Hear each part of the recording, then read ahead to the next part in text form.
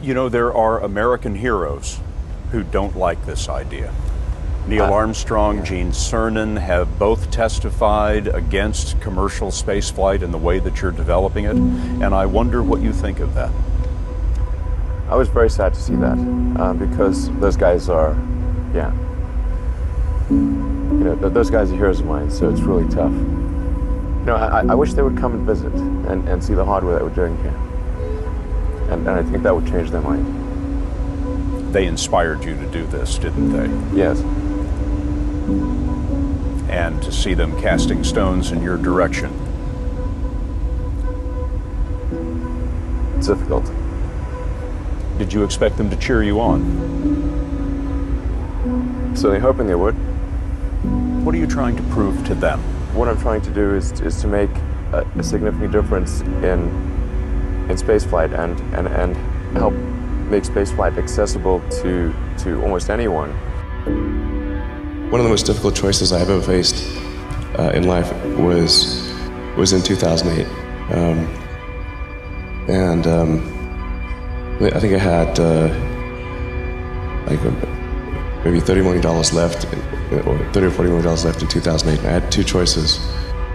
I could put it all into one company, and then the other company would definitely die, or split it between the two companies. But if I split it between the two companies, then both might die.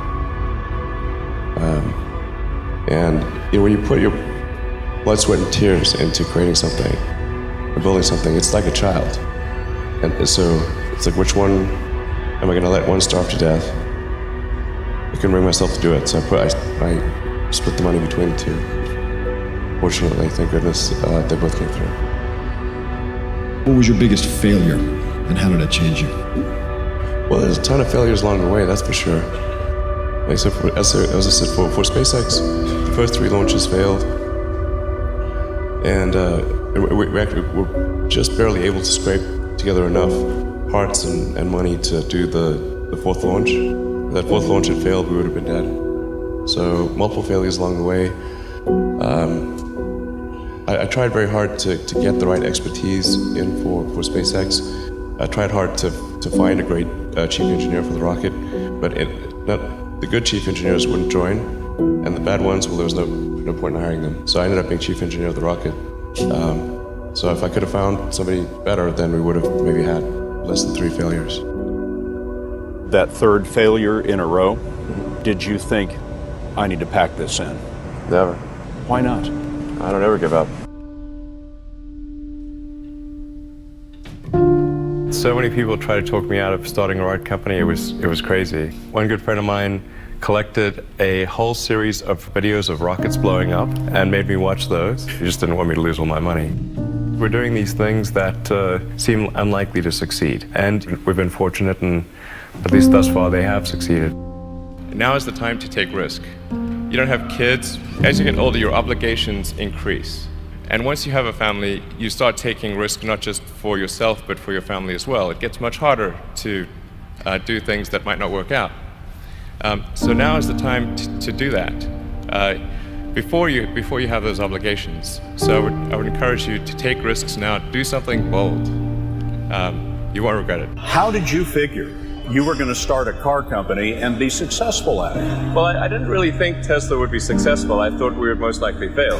But I thought that we at least could address the false perception that people had that an electric car had to be ugly and slow and boring like a golf cart. But you say you didn't expect the company to be successful, then why try? If something's important enough, you should try, even if the probable outcome is failure. Or how do you think about making a decision when everyone tells you this is a crazy idea? Or where do you get the internal strength to do that? Well, first of all, I'd say I actually think I feel fear quite strongly. So it's not as though I just have the absence of fear. I feel it quite strongly.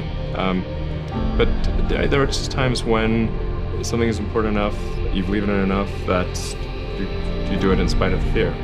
I think about what technology solution is necessary in order to achieve the particular goal, and then try to make as much progress in that direction as possible. I think being a multi-planet species and being out there among the stars is important for the long-term survival of humanity. And that's one reason. But then the part that I find personally most motivating is that it creates a sense of adventure. And it makes people excited about the future. If you consider two futures, one where we are forever confined to Earth until eventually something terrible happens, or another future where we are out there on many planets, maybe even going beyond the solar system, I think that second version is incredibly exciting and inspiring, and there need to be reasons to get up in the morning. Life can't just be about solving problems. Otherwise, what's the point? There's got to be things that people find inspiring and make life worth living.